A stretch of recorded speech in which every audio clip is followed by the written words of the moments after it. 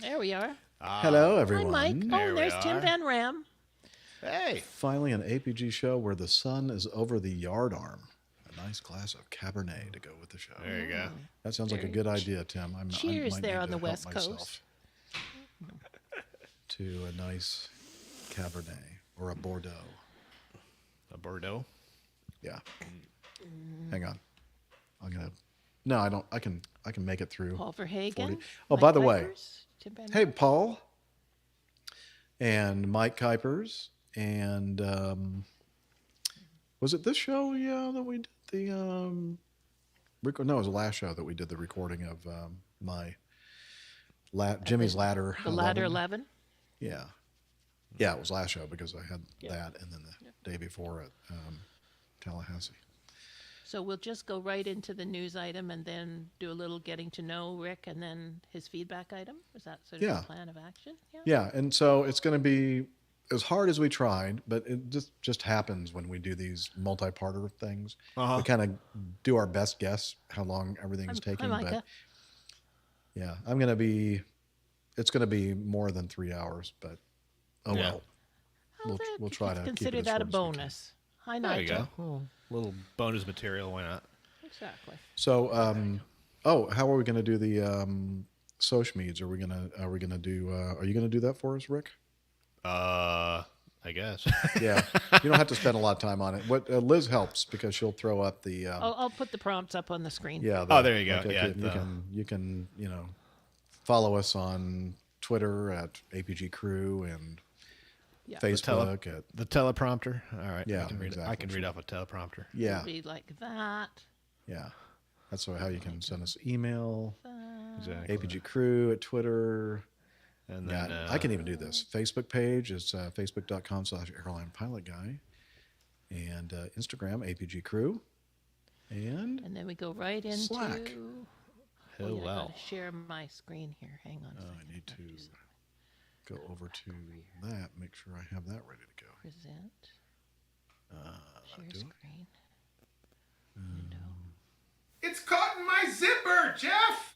We did that one recently. Yow. Yow. I need a towel. I got shampoo in my eyes. I'll do that one. How does he? APG listen. That's good. Oh, we need to get some new ones, though. Yeah. I agree. It's time for some new stuff. There's probably some that he sent that I just haven't put in this sound card Really? program. Yeah. I don't know. Okay. So we do that. So we do news. We do getting to know Rick. And then we do the Facebook feedback item. Feedback. Yep. And then we'll wrap it up. Wrap it up. Wrap it up. Wrap it up. Nigel. Hey, man. Try to go not over 45 minutes and if Yeah. we can. Yeah, That'll it be should the be max. Should be a quick one. Okay. That's what she said.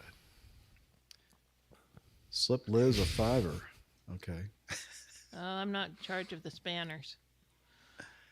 He wants to control the chat room. Do we have to control? Who do we wants have to control it?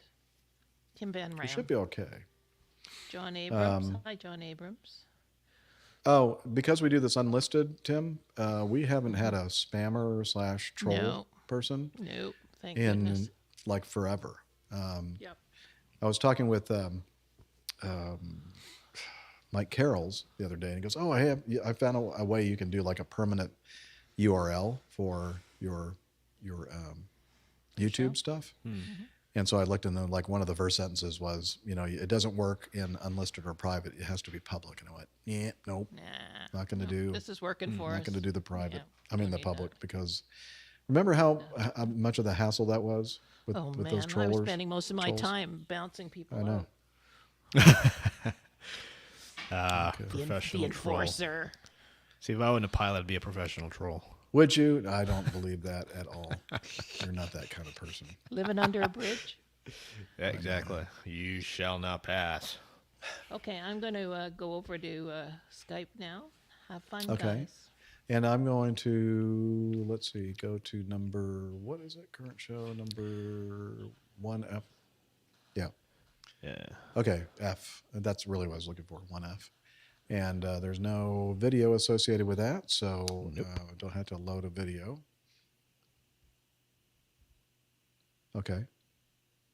Yeah, that's and regarding that I will do that. I will do that. Okay. All righty. Let me start the recorder. Recording is started for 5:59, part 3. And by the way, before I get going here, Nige, I'm sorry that you're not going to be around on that weekend, but we will see you after the race. Oh, Nigel Ward. Who's Nigel Ward? Oh, I'm sorry. I misidentified you, sir, Nigel.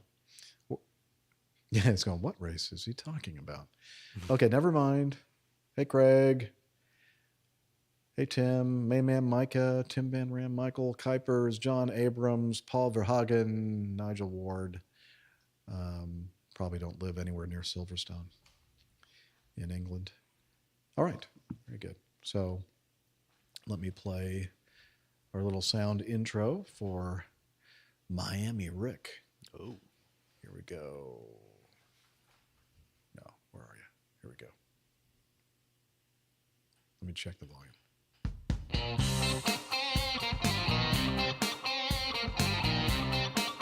Okay. All right, and right here. And okay, here we go. Quiet on the set. Hey, look who's here. It is from his home studio in the Valley of the Sun, world traveler, airplane mechanic, dog rescue volunteer, fitness hound, and international air freight captain, Miami Rick. Hey, everybody. Hey, I'm along for part 3, but better late than never. We got a lot to catch up on, so let's get to it. Absolutely. All right. Oops, didn't mean to kick my mic stand. That's very unprofessional, Jeff. Okay. We're going to catch up with Rick soon, but we're going to first knock out this news item that we held aside for Rick, and you'll see why here soon. This is from the Aviation Herald. A Bluebird Cargo Boeing 737-400, registration Tango Foxtrot Bravo Bravo Lima, performing ferry flight 9781 from Montechiari, Italy, to Paris Charles de Gaulle, France. Magnifica, or whatever. I don't know. Magnifico had been en route at flight level 300 and flight level 290 when, during the descent towards Paris, a huge bang was heard that shook the entire aircraft, caused a strong yaw, and destabilized the flight path. The flight crew investigated and determined that the payload ballast loaded in the most aft position of the main cargo hold had moved forward into the most forward position. Ooh. The bangs repeated when the crew extended the flaps and landing gear. The aircraft continued for a safe landing on Charles de Gaulle's runway 26 left. The French BEA, let's see if I can find my little BEA sound thing. Here we go. Bureau d'enquête et d'analyse. Exactly. That's the one. Reported that the aircraft had been loaded with a payload ballast in the cargo bay, position 10, which is most aft of the main cargo hold. During the descent, the ballast slammed against the G9 wall at the most forward position of the main cargo hold. That's probably a pretty good distance there. During flap and gear extension, the ballast moved again and slammed against the G9 wall again. The occurrence was rated an incident and is being investigated by the Bureau d'enquête et d'analyse. The occurrence aircraft remained on the ground in Paris until the 16th of February 2023 before returning to service. So now you see why we're going to have Rick tell us about, is this really a serious thing, Rick, and what happened here? Oh yeah. This can be very, very serious. And so usually, and this happens a lot when you have ferry flights, just empty flights. You carry all your freight over to one location, and then you basically reposition the jet somewhere else. And then a lot of times, you'll carry back either empty unit load devices or ULDs or containers, Or a lot of times you'll carry what are called cookie sheets. They're not actual cookie sheets, but they're these big metal squares where you palletize boxes and you wrap them around with netting that's designed for that kind of stuff. And so ideally, what you want to do is put this ballast, for lack of a better word, which is basically what it is, in the most, beneficial position as far as center of gravity is concerned. And why is that important? Well, basically the center of gravity on an airplane or on anything really is, if you were to just pull out a pencil or a pen or whatever, if you have it handy, and just try to balance that on your finger. And basically when you have that balanced on your finger, the entire weight of that pen or pencil is concentrated on that point. That's the reason why it's being balanced. And that's basically what's happening when you're flying. The entire weight of the aircraft is balanced on its center of gravity. Now, this center of gravity can move forward or aft along what's called the CG range, right? So as long as the center of gravity is within that range, then you're okay. The problem arises when the center of gravity goes outside the range, and this is what could have happened here. Now, the problem with, and the reason why they loaded it aft is because an aft center of gravity, it's really the most beneficial as far as cruise is concerned, because you have to keep in mind that your horizontal stabilizer, which is the little wings in the back of the airplane, they have to generate negative lift to counteract the positive lift that's being generated by the wings, right? And so if the center of gravity is further aft, the arm moment, or basically the arm, which is the distance between where the center of gravity is to the point where that negative lift is being generated, that arm is shorter, and so the lift required to balance that out is less. And so remember that anytime you generate lift, you also generate drag. And so if you need to generate less lift to balance that out, then the drag created is less as well, which turns into less fuel consumption, higher cruise altitude, higher cruise speed, and all that stuff. But the problem is that if that center of gravity, if that center of gravity or the concentration of that weight goes outside that CG range, you might find yourself in a position where you might not be able to aerodynamically overcome that out of CG condition, causing you to perhaps lose control of the jet. And so when you have an empty airplane, it is very, very important to make sure that the locks on the floor, or however it is that you are fastening that cargo down, is able to just basically keep the freight or the ballast in position and not let it slide around, because that could put you in a position where that center of gravity could go outside of that CG range, putting you in a very, very bad situation. I remember this happened to me, not to this extent, but it was something similar. It was on a passenger jet, and this was many, many years ago. That's why I can talk about it now. We were going in from Miami down to Quito, the old Quito airport. This must have been like 06 or 07. And it was a light load coming back to Quito that evening. And we only had one unit load device or a container in the forward belly cargo area of a 767. And the area behind it was empty. And same thing happened as we came around and started configuring the airplane for landing, started putting flaps out and all that stuff out. Remember that as you start configuring the airplane for landing, your pitch changes. And so when your pitch changes, that is when you find yourself in the possibility of any loose cargo or any loose freight moving around. That's when it's the most possible that it could happen there. So that's exactly what happened. The pitch changed, and that ULD slammed back, and it was this huge bang sound, kind of like what the article said here. Mm-hmm.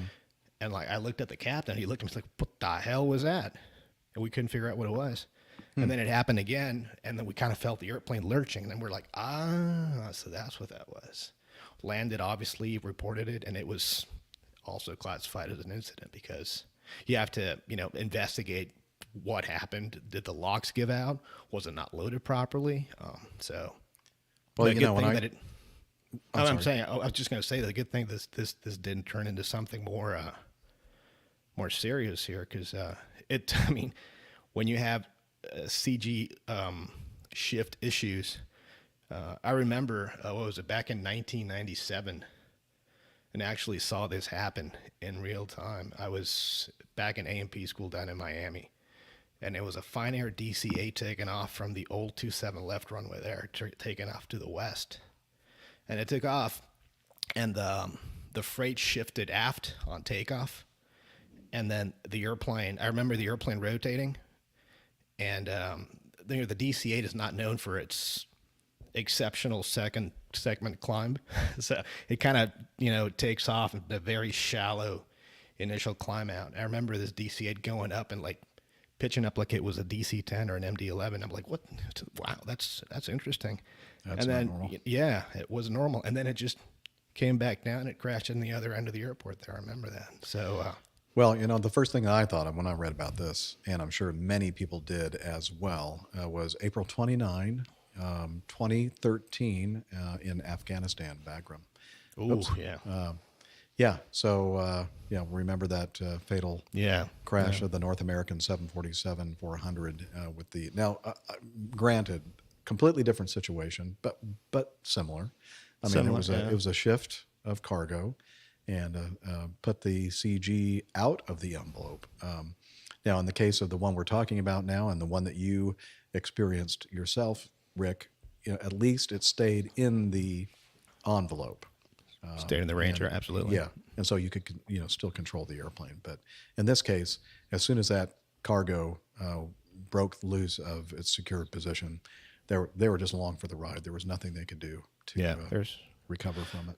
There isn't, and that's just it. Once that, like you said, once the CG, once the weight is outside of that envelope, that range, you cannot aerodynamically counteract that, because the only way you really have to counteract any change in CG, either fore or aft, is by trimming the aircraft. And that horizontal stabilizer is trimmable, and so you generate the amount of lift required to counter that out, and that's why.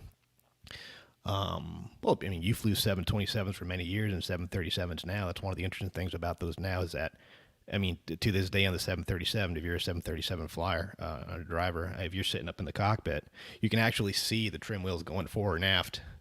And hear and hear it, exactly. Yeah. And so that's the aircraft constantly, retrimming and keeping that center of gravity in the optimum position. Mm-hmm. And so, like we said, when that weight's outside that envelope, outside that range, there's really nothing you can do, and you really are along for the ride. So who's in some of the comments in the Aviation Herald article, some people were kind of blaming the people that loaded the airplane, and their job was to make sure that this was secured. But then other people were saying, well, don't let the pilots off the hook. I mean, they're responsible too. Now, is that true? No. Okay. It's so on a freight flight, and in fact, at least in my outfit, our kind of operation here, when the load master hands you the load sheet, by him or her signing that load sheet, it's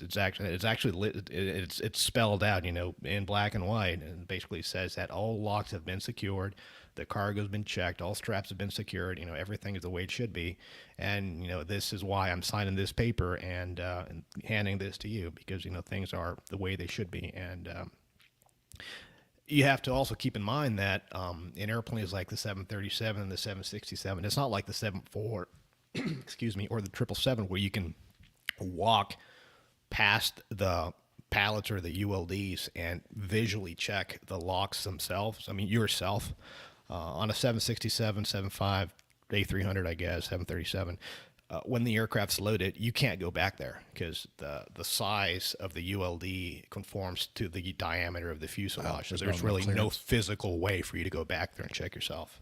Okay, so somebody also commented, and he was kind of flamed by a lot of the people, saying, well, why couldn't one of the pilots go back there and try to, resecure the pallet? And it didn't seem like, at least the people that have experience with this, like, yeah, like he could get crushed, like and die Exactly. trying to resecure the thing. And Not only that, but you have to keep in mind that in order for you to go back there, you need to carry around a portable oxygen bottle with you, because there's no oxygen system back there. It's a freighter, because freighters don't. so it is pressurized, but you just have for backup. I mean, in case exactly in case there's a explosive decompression, you need to be able to Okay. Obviously, I mean the entire aircraft is pressurized and all that, but it's by law you need to carry a bottle back there with you, and then again what you said. What if you get hurt? What if that thing? I mean, can you imagine a ballast coming from the back of the aircraft all the way to the front of the That's a aircraft, long way. and you need to, it's like you're Indiana Jones trying to the big jump over the damn thing. No. So big no, rock or whatever that's the worst thing you can do. It's just stay in your pilot position and land the aircraft safe. That thing should have been taken care of on the ground, and someone missed a step, and that's not good. Well, Nigel in our live audience, Nigel, not Demery, says, how would you maneuver with the center of gravity out of the envelope in flight? Well, You can't. That's exactly it. You can't, because remember, like we said a little bit earlier, the only way really you have to counteract. So if the aircraft's nose heavy, right, the only thing you can do is to trim the aircraft nose up, and there's a point at which you run out of nose up stabilizer and nose up elevator, and at that point, it doesn't matter how hard you pull aft. You just run out of aerodynamic, aerodynamic load back there to bring the nose up. You just can't. So same thing goes with when you're tail heavy. There's not enough elevator to give you authority to pitch the aircraft over. That North American 747, I think the opposite happened. They were out of the COG aft, and so the nose came up at a very steep angle, and of course the only thing the pilots could do to bring the nose down is to put in a lot of bank to kind of lower the nose, but there was no way they had enough altitude to lower the nose enough and try to level the wings enough to save it from. So the first frame of this image that we're looking at is when they had the thing about 90 degrees of bank, which is a great way to bring the nose down. But as I said, had they been up at 20,000 feet, I'm not sure that they would have been able to get out of it. Probably not, but at least they would have had more time to try to figure out the situation. But because they were so close to the ground, by the time they leveled the wings out, there was just not enough altitude to. And I think one of those armored vehicles go through the bulkhead and disable the hydraulics for the flight controls as well. I think you're right. Yeah, that was another problem that just compounded the whole thing. They just didn't have enough control. I do remember an incident, reading about it. I mean, I don't remember because I wasn't alive then, but I remember reading about an incident. It was a Delta 1011, I believe. Yeah, it's Delta 1011, Lockheed 1011, where the position of the stabilizer didn't match the position of the whatever the trim indicator was in the cockpit. But in the cockpit, it showed it as being in the green bands or in the range where it should have been. And I remember reading how the aircraft started rotating early, prematurely rotating, and the captain he was able to just thinking on his feet, you just identify the problem right away. And as they got off the ground, he introduced a bank and did just that, and basically controlled the pitch with a bank, and he was able to kind of do this fugoid all over the place and try to figure the thing out and come back around and land it. Very outside of the box thinking, but he saved the day that way as well. So that it is right. I mean, if you find yourself in a position where you can't control pitch, the nose is going up, that's what they teach you. You have to reduce that vertical component of lift, and the way you do that is by banking the aircraft, bringing the nose back down, and trying to get the situation under control that way. Delta Airlines Flight 1080 was a scheduled flight, April 12th, 1977, during a San Diego to Los Angeles leg of the There you go. flight. That's the one. That's the one that Rick is talking about. We'll try to remember to put that in the show notes so you can read about it. Yeah. Okay, Micah has a question from our live audience. There are some cargo carriers where the first officer is also the load master. Are there not? I don't know about the load master, but he certainly or she certainly loads the airplane. I know that's the case with your smaller Part 135 outfits like Ameriflight, maybe. That's the one that comes to mind. Single pilot operation type stuff. But 121, heavy jets kind of stuff that I fly. No, you have a dedicated load master.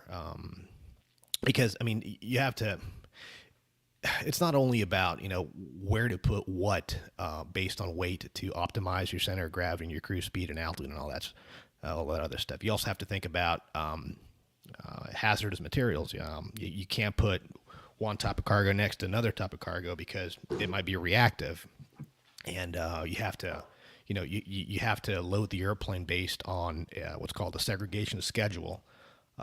You can't have, just to be very, very, you can't have some flammable next to a fuel, for example, so stuff like that. So it's very, very involved. And when you have hundreds of tons worth of cargo, worth of freight, you need an entire department that deals with that. So that's not a one-man Somebody show. who has a master's degree or a doctorate in loading cargo.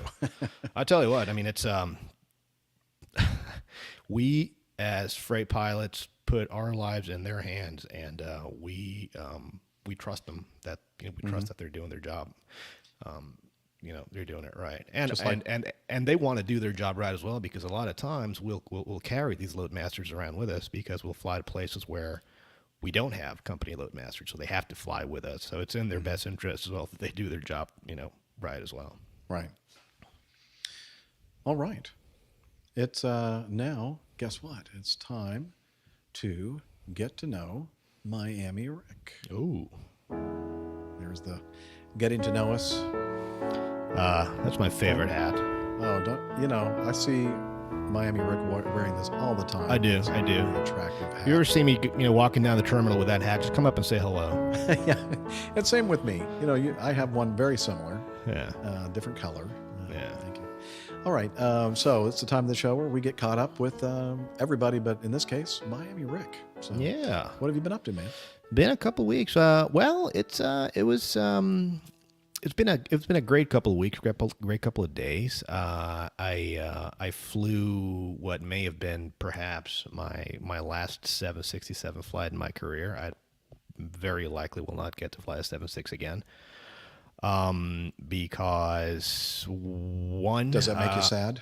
Yeah, it kind of does. It really does, because the 767 was my first jet. It was the first jet I ever flew. It was the first jet I ever, got my command on. And I, out of my entire career, half of it's been on the 767. I went from flying a Cessna 206 to a 767. I know, back in the early 2000s, and so it's that aircraft, that jet really does have a special place in my heart. And so I did. I mean, as you all know, I mean, it's no secret. Everybody knows now that I'm going back to the 747 as a captain. I'm going to start doing that. Yeah, going back to school here next week, actually, down in Miami. Nice. And so we did.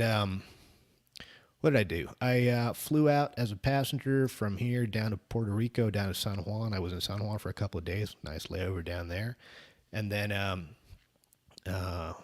we flew a freighter jet from San Juan down to Cincinnati. And that was an interesting evening because it was a very, very... it was sporty. Active weather? Very active line of weather there to the southeast of Cincinnati that we had to, navigate through. Made it okay, landed okay. After again, got shook around a little bit, but it was no problem. Got to the hotel, had a couple beers with my FO, and then called it a night. It was one of those. And then the following day we. What did I do? They flew me from Cincinnati to Baltimore, and then from Baltimore I did we ferried an empty passenger jet from Baltimore down to Valdosta, and then spent the night in Valdosta because the following morning we were taking the military brass, the high brass, out of that I think it's Moody Air Force Base down there. Yeah. Over to San Juan, Puerto Rico again. So we flew them to San Juan, which was nice. And then we ended, after we dropped them off, we flew that jet over to Baltimore and then called it a night then. So that was the last time I flew a passenger jet. And I thought that was going to be my last flight on the 76, and that's what my schedule reflected. But at the very end there, they gave me another couple of legs there. So I had a flight from Cincinnati to Stockton, and then the following day was Stockton to Rockford, and then Rockford to Cincinnati, which was nice because it was a very short little flight. We went up to 23,000 feet, and my FO, Andy Stafford, great guy, good friend of mine. He was gracious enough to let me have both legs, both sectors, since Nice. that was my last 767 flight. So I on the last little sector there from Rockford to Cincinnati was about 50 minutes, 45 minutes. So when we never made it up to our VSM airspace, so I just hand flew the whole thing, and it was a nice way to kind of end it there. So and I tell you, it hit right here a little bit. It really did. It really did. How was the landing? It was great landing. Okay. Great landing. It really was. I mean, You're like going, okay, this is probably the last time I'm ever going to land this airplane. Exactly. And That I was better be a thinking good about that. I was thinking about that. It's like, oh man, better be a good one. Yeah. And it was good. Parked it, and I tell you, it would shut that, turn the APU on, and then when it came time to shut the engines off, it was like, oh, this is it, one last time. Shut the engines off, did the post flight, and then it was something. Yeah. But yeah, it was. But on to better, bigger things. 747, the queen of the skies. I get to fly her again. Get to. I've been. I was talking to Jeff and Liz before we started here because I have to sit through a lot of the system stuff, a lot of the operational stuff, kind of on my own here before I show up for school, is computer based training, CBTs, which is kind of what we go through every couple of months, us airline pilots. But in my case, I had to go through everything on the 747 again because it's been 4 years, almost 4 years since I've flown that jet, and so. But it's coming right back. It comes right back. It's that's the beauty about Boeing. The beautiful thing about Boeing, it's just so simple. It's just like you were saying, and it really is. It's like a 767 with 2 more engines. Really, it's all it is. Yeah. So it's all coming back. So looking forward to going to school next week, and then should be checked out hopefully by the end of the month, and then I'll do a couple of sectors for operating experience. So I'll fly with an instructor pilot, a couple of legs. I don't know how many. And then, get released back to the wild, and you'll see me at your friendly neighborhood airport hopefully soon. So Nice. Looking forward to that. One of these days, I'd like to go on a couple flights with you. Maybe You after I should. retire. Yeah, that'd You be should. fun. Oh wait, I won't be able to do it after you after. Well, I I mean, I tell you, if you're gonna I need come to do it with, before I retire. if you're gonna come with, I gotta show you Hong Kong. You would love Hong Kong. Okay. You I would would love to do Hong that. Kong. We'll Yeah. have to work that out. Yeah, But we will. We I will. have some time here. Absolutely. Okay. Awesome. All right. So let's. Anything else, Rick? Before we shift over to our feedback item. No, sir. I think I Okay. think we're caught up. Happy to be here. All right. Number 17. This is from Tim Van Ram. You ever heard of that guy? Yeah, He's in our audience right now. Rings a bell. I'm just Yeah. kidding. Loved him. He lives in Northern California, and he thinks he's the better looking of the two Van Ram brothers, but Mark would probably beg to differ.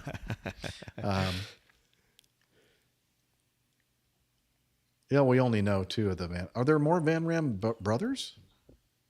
Really? Oh wow, I didn't know that. Okay, well they're just shy, I guess. A doggy Anyway. update. Tim wants a doggy update.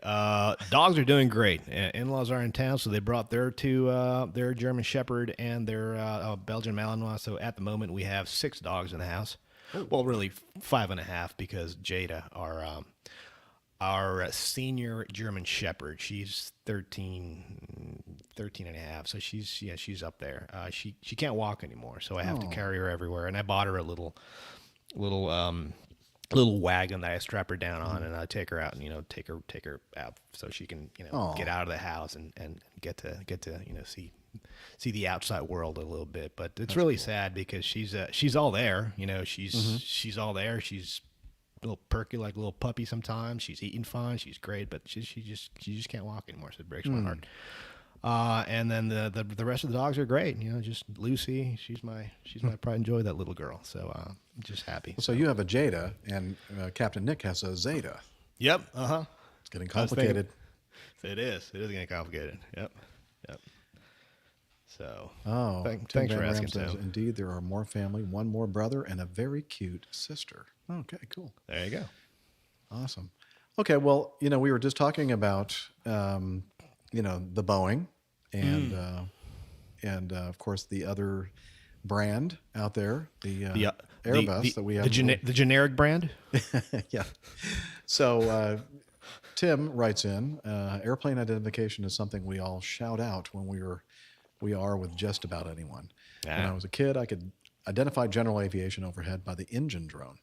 As we get older, we would learn to identify military aircraft, both current and vintage. Some may still struggle, he says me, with commercial aircraft. Those of you that fly passengers and freight are immersed in the business and are quick to know what manufacturers and model. How many in the community can boast their knowledge of plane spotting? I'm certain many are quite good at it. I'm sending the attached to help tell the difference in at least the two big builders of commercial jets. I found it quite helpful and took joy in the fact that the strobes on the aft make the difference easy to spot at night. I think Captain Nick will even have some very clever quips to add to this discussion.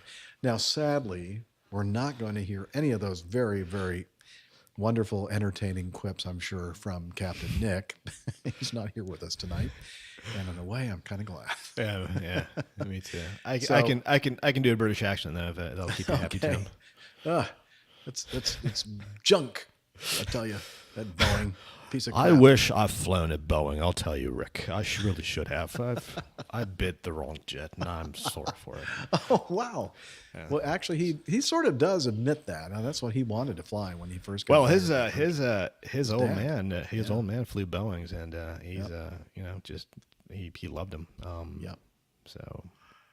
Well, okay. So I'm going to start out by saying, whoever is the author of this, I mean, this is almost an impossible job to do.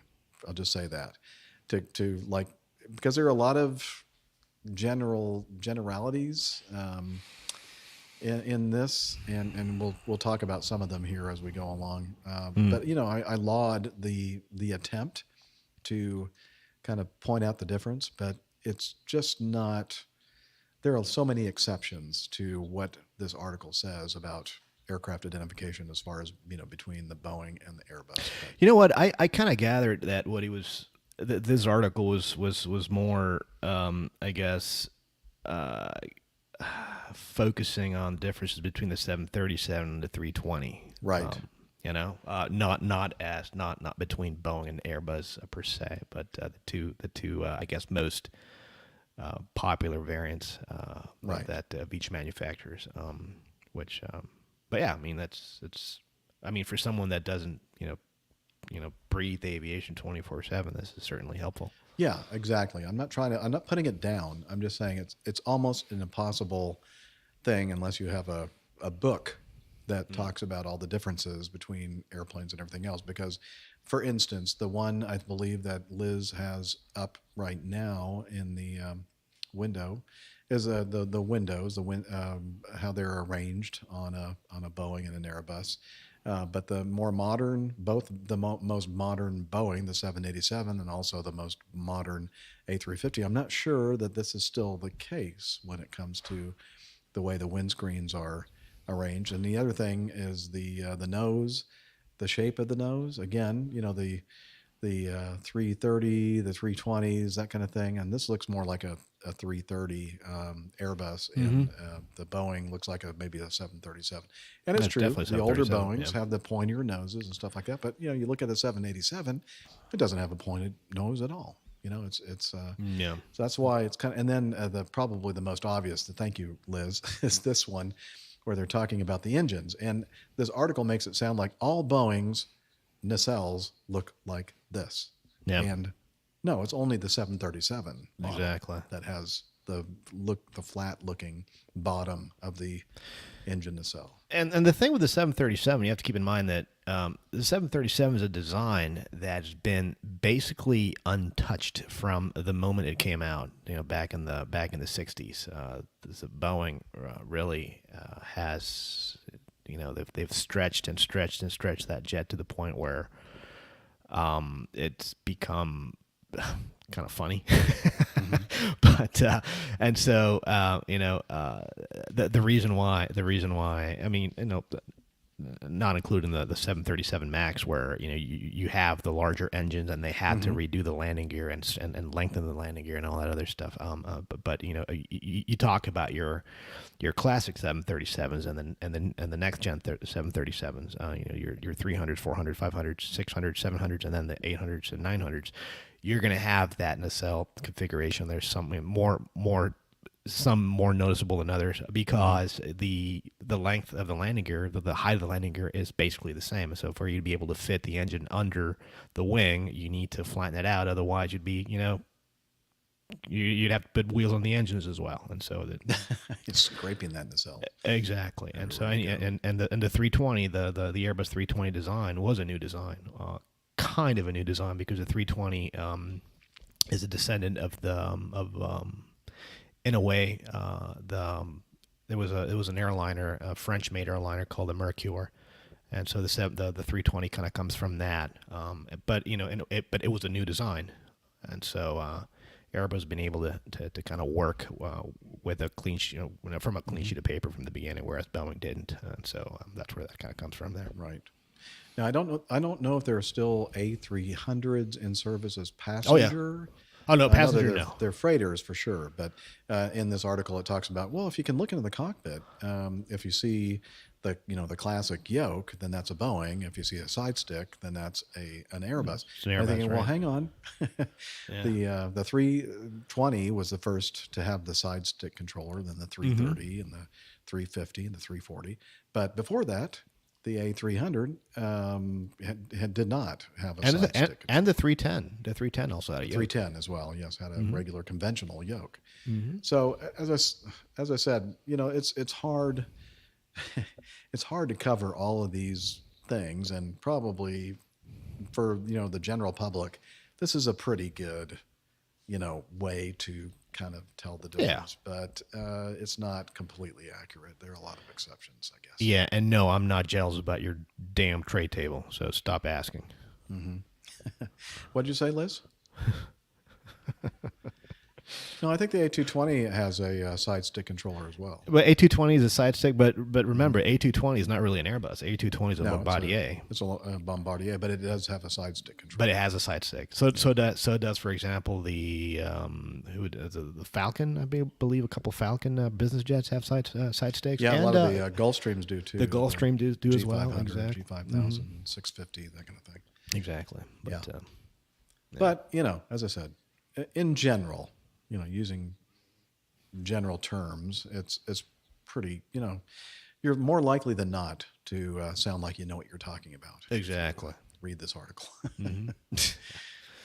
Yeah. Okay. Anything else to say about that, Rick?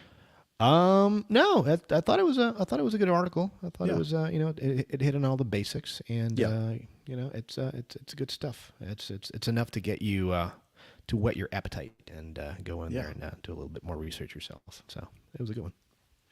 Let's see. Nigel Ward says in our live audience that Airbus appears to have a door on the right side too. Does it not? I don't know. Where? Door on the right side, as in the cabin? Not a cargo door, but like a cabin door. Well, a lot of airplanes have doors on the right side for galleys. Yeah, exactly. The galleys are on the right side, and you need My to, airplane even has a galley. and It's also a tiny little door, also. but- Well, yeah, exactly, and also on 737s and 320s and all that. Remember, those doors also have escape slides because you need to be able to evacuate the aircraft within a certain period of time, and so you need as many doors as possible. Right. So, yeah. All right. Well, very good. Yeah. All right. Let's go ahead and wrap this thing up. All right. And we're going to do that by pointing you toward our website, airlinepilotguy.com. It's a great place to find out more information about the show, the crew, the audience, or the community, I should say. A community calendars there. We have the APG library, our librarian Tiffany. Oh yeah, there's a new book that Nick just covered, and I think Tiffany will go ahead and add that to the list of books if you're the kind of person that likes to read things. And we have merchandise, and we have more information, more detailed information about each of the plane tales that Captain Nick updates, and so much more. Please check it out, airlinepilotguy.com. And we're also on social media, or what I like to call the social meds. The social means we're with it. We're hip. Yeah. I Twitter. I just go and check out at APG Crew. Everything APG Crew related is on there, on that page there. And Facebook, we're Facebook/Airline Pilot Guy. Everything APG related on Facebook, you can find it there. And Instagram, APG Crew. Lots of cool pictures on there as well. And for the slackers out there, yeah, I think you need to contact Hillel for that. Well, the slacker in charge, let's see if he is available to tell us about that quasi-social media. Hey, Hillel, can you do the Slack thing? Okay, but I'm dripping wet. That's all right. Come on over here. We're used to it. That's how we like you. Hillel, put a towel on. I was going to ask you. It looked like I saw the reflection. There are children in the audience potentially. So, all right, come over here, sit down, tell us about Slack, please. APG listeners, please join us on our Slack team. Slack is a communication, coordination, and sharing platform that works on your mobile, laptop, or browser. On Slack, we share news and ideas. We suggest episode and plain tales topics. We plan events and meetups. To get into the Slack team, please email me at slack@airlinepilotguy.com. That's SLACK, Sierra Lima Alpha Charlie Kilo @airlinepilotguy.com. Or send me a tweet with your preferred email address to @Hillel, and I'll send you an invitation. That's Hillel, spelled Hotel India 11 Echo 1, and see you in Slack. Thanks, Hillel. Fire in the hole. Okay. I got to get me one of those bathrobes. Man. Yeah, I know. Isn't that nice? Good luck with that. All right. We do appreciate him managing that endeavor. And let's see. What else? Is there anything else? Oh, yeah. I know something that we need to do. We need to thank Liz, our producer. Come on in, Absolutely. Liz. All right. It would be remiss if we did not. Hi, Yes, Liz. we would Thank be. you guys. My And also pleasure, mention as something, always. by the time you're listening to this, it's probably going to be very close to a very special day. Liz's birthday on the 7th. Ah, Yay, yeah, another happy year older birthday. and deeper in debt.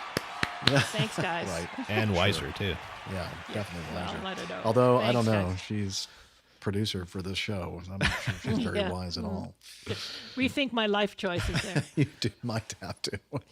All right. Thanks, Liz, for everything. And I mean, she does a lot of work, so really appreciate it. Always great to see you, Rick, and I'm glad you were able to join us. Definitely. Thank you, guys. Great to And, see you guys as well. Good luck with your studying and your sim training and everything else. Can't wait to hear how that went and how that first flight Can't as wait to commander hear about on you that guys flying 747. together at some point. Yeah, I gotta take That's and show gonna you be the wrong side of the world. great. That's gonna be a good Oh time. my God, we gotta that'll we be gotta great. make that happen. We gotta Okay. make that happen. All right. You let me know.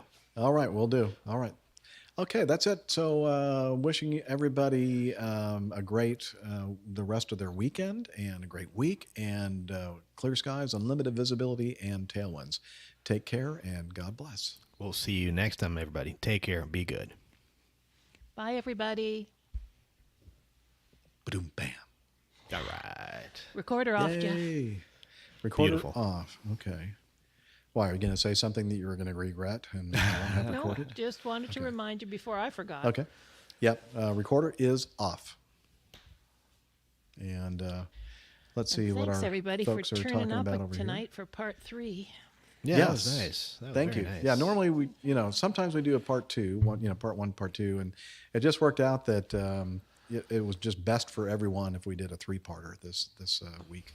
Well, we had everybody lined up, and then Jeff got caught up in that Yeah, weather it's my thing. fault. And Yeah. no, so it's the weather's fault. It's not your fault. Well, I probably shouldn't have taken that trip. It was like, tempting fate.